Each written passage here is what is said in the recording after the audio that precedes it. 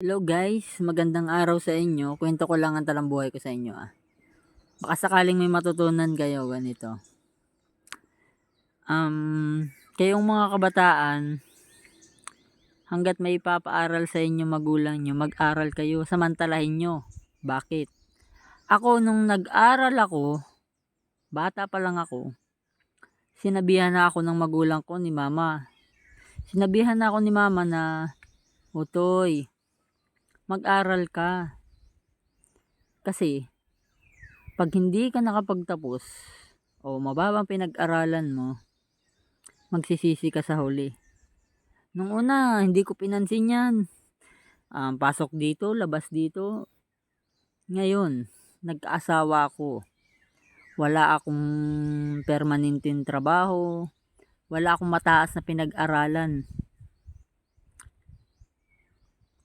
Naisip-isip ko, totoo pala. Totoo pala talaga ang sinasabi ng mga magulang natin. Mga magulang nyo, totoong sinasabi niyan, mag-aral kayo kasi sa bandang huli magsisisi kayo.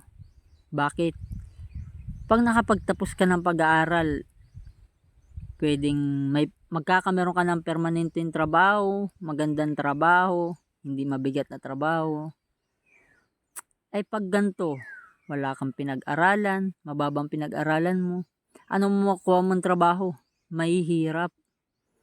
Construction worker, gaano kahirap mag-construction worker ngayon? Ano pa ba? Basta, mapapayo ko lang sa inyo mga kabataan. Hanggat maaga pa, hanggat may ipapag-aral sa inyo magulang nyo, mag-aral kayo. Kasi pagkakataon nyo na yan eh. Ako kung may balik ko lang yung nakaraan, dapat nag-aral ako eh.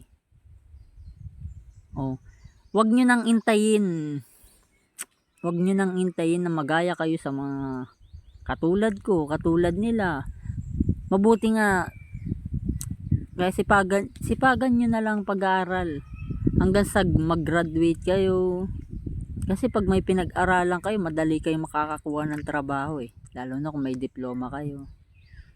Yan lang may papayo ko sa inyo. Totoo mga sinasabi ng magulang nyo. Magsisisi kayo sa huli.